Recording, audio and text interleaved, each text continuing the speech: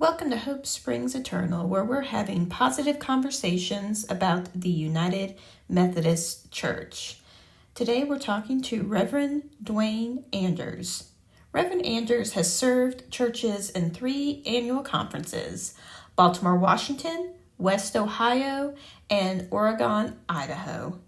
He has served as a youth pastor, a chaplain with the Dayton Mental Health Center, the director of admissions at UTS, lead pastor and district superintendent, adjunct faculty, and doctor of ministry mentor.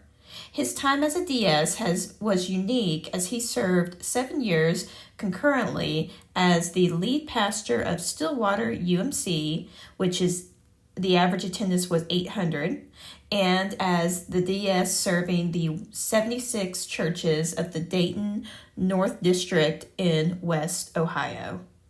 We hope this conversation blesses you as we continue to have positive conversations about the United Methodist Church. Thank you so much for joining us today. We're so excited to have Reverend Duane Anders. He is the pastor of the Cathedral of the Rockies in Idaho. How are you doing today, Duane? And we're so happy to have you with us. Thank you so much, Natalie. It's great. I'm doing well. It's Friday. Life is good. Awesome. So we'll just kind of jump right in. And the first question I have is, how did you become a part of the United Methodist Church? And just tell me briefly about your call. Sure, I'd be glad to.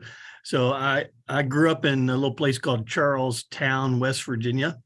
There's a couple counties in West Virginia that stick out in that eastern panhandle toward Washington, Baltimore, and they're part of the Baltimore, Washington Annual Conference. And I grew up in a kind of historic church, one of those churches where Asbury supposedly preached, at least on the land, maybe not in the church. And so a long history. It was a great county seat sized church to grow up in, just a couple hundred people. But my early memory of church was in first grade. I remember they walked us from the elementary school to the side of my church because we had torn down the old building and we were building a new building and they were putting the steeple on. And that really kind of imprinted me a couple ways. One, the old building was a great kind of Akron style building, everybody close. And then we built this colonial style building, no stained glass. So we went from stained glass to no stained glass, from everybody close to a long aisle. And I remember thinking, the church changes things and this is normal. I found out much later that's not normal, but but it imprinted on me that sometimes you mess with things that are sacred for the next generation. And I had great pastors, men and women that were part of my life, pastors, youth pastors, great models in district youth ministry. And I was one of those people, probably as early as maybe junior high, I started to say, I think I'm called to ministry. And I didn't maybe have the language at the time. And I took a year off between high school and college and traveled, but then went straight to college, straight to seminary, and I've been serving ever since. Awesome. Thank you. So tell me why you love the United Methodist Church and why you are choosing to stay. Sure. Thanks for the question. The United Methodist Church is my mother, and I've been part of her for my whole life. I've only served really 2 churches in appointment, one in Dayton, Ohio for 18 years, and one here in Idaho for 11 years. I've been a youth pastor in, college and stuff and other places, not appointed. But for me, the church has always been a place of health. I was one of those when I grew up in generations where moms were just starting to work. And so we were taught, I think, at a young generation that the church is your family. And so that was true for me growing up. And my church was a place as a young adult and that nurtured me, that challenged me, that pushed me out into the world, like go on this mission trip or go on this district trip to New York City or go on this adventure. Now that I think about it, they sure were sending me out a lot. I hadn't thought about that, but maybe they were trying to get rid of me. I don't know. But they exposed me to a lot of the world. Like I remember in junior high and senior high, we went to United Nations and listened to issues of the day. And I thought, this is cool that the church wants to talk about disarmament, that the church wants to talk about justice. And we would do, growing up in West Virginia, we went and helped the poor people in Kentucky, right? The poor people in Kentucky come help the West Virginians, but we went and did Appalachian Service Project. And so to be a church that was part of mission regularly, was hands-on mission, wasn't just writing a check, was always important. And that's been true for me as I've had the privilege to serve. The churches I've served have always said, how do we love our community? And sometimes that is because of hard things, like the church in Ohio was in a neighborhood that originally was predominantly white and was becoming more and more integrated. And we had to say, what's it mean for us to become more and more integrated? What do we know and what do we not know about our own racism? And so we had to unpack that. And and then the one family that stays, right? That first African-American family comes and stays and opens the door for the next family. And eventually when I left, we were about 25% on a great day. We were about 25% in worship, African-American and Anglo. And I felt like we were modeling for the community that this is okay. We can learn to stay, we're different. I grew up in an all Anglo church. So I had to learn what's it like to lead in difference and listen differently and allow, share my leadership with other people. And ultimately, that first family that stayed, the father in that family ended up in a second career in seminary and became my associate, actually, for a number of years in that church in Ohio. Wow. Thank you so much. As we kind of, like I do, we're in the midst of this big transition and many different mixed emotions taking place. What is your hope for the future of the United Methodist Church? Yeah, I think the future is good. It's hard. These are hard times, if we're honest, especially my colleagues in the Midwest and the South, where the community is a lot more divided than it is in the West. And it's tough, and it's sometimes dividing family.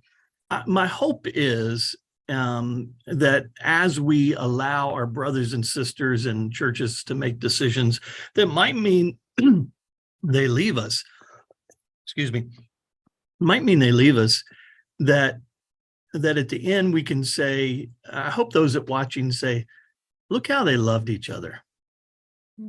I mean, that's been my hope. And I have to fight that on my tendency myself. Even just the other day, I was a friend of mine on Facebook who's left for the Global Methodist Church. I had that brief moment of, I'm going to unfriend them. And I thought, what is that about? I thought, we've been friends before. Their church has taken a path that I'm not going to take. But I had to think through that. And I thought, I think that's the challenge of the world saying to me, you can only be one or the other. You can't be friends on both sides. And I had to stop myself, right, from unfriending, because I thought that's the easy answer. The easy answer is to shrink my world down where only the people who agree with me are left. And instead, I thought, we were friends before, we can be friends after. And I thought, maybe I'm taking it personally. You left me, right? I'm taking this personally. You left me, you're leaving me here behind. And so I had to really kind of unpack some of that. What's that about? And so I hope there's one church in our community in Boise. There are only about 8 United Methodist churches, and one church just voted to leave of the 8. Not surprising to us. It's the most conservative church in our community. It's a good friend of mine, John. I've known him for 11 years. But again, how do we bless each other as we go and still look for those places to say, maybe there'll be opportunity to serve. We're still in the Wesleyan family together. How do we look to reach our hand across that aisle and say, what could we do together that says to the world, yep, we don't agree on this issue, but we're still going to help our community feed the hungry. We're still going to help our community figure out affordable housing. And so find those places that we can stay together. Man, yes, thank you. So as we continue to move forward, and we're facing all these difficulties, people are, like I said, have mixed emotions. What if a clergy person or a laity person came to you today and said, I really need some encouragement? What would you say to them? Sure. I think you're right, Natalie. We all need encouragement, don't we? Especially these days. I think the first thing I would say is, remember that God's not up in heaven fretting about the Methodists. We got to remember we were born in division, right? As Protestants, that's all, just part of our DNA. And so part of that's the gift side. The weakness is we keep dividing. But maybe there's a gift in this. Maybe this frees us to be on the United Methodist side more clear about who we are and who we're embracing. And maybe it frees our brothers and sisters on another side, or siblings on another side, to say, we don't have to be distracted by what this issue has been for us, and we can focus on mission and ministry. I kind of hold out hope, and maybe it'll be our children or grandchildren that there'll be a uniting conference somewhere down the road, and that might be 50 years away. Maybe it's 5 years away. Who knows? Maybe I'll never live to see it, but I think there'll be a uniting conference where we go, you know what?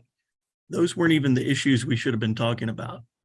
Yes, these were important, but here's the greater issue. How do we love our neighbor as ourselves? How do we live our call? So I think there are good days ahead. It'll be different than it was, because a portion of our family's not sitting at the table. So annual conference might feel different. Clergy gathering might feel different. Laity gathering might feel different. There is some loss, and I think we have to be honest about our loss. And loss, there's grief. And so I think we have to be honest about our grief. But we also serve a God who does great work, as Mike Slaughter, you had him on, as Mike Slaughter says, does great work in the graveyard. Mm-hmm. So, there's resurrection. And so what's yet to be? Mm-hmm. Absolutely. Thank you so much. We are so happy to have you today. And those who watched, I hope this conversation blessed you as much as it blessed me. And once again, thank you so much, Duane, for joining us.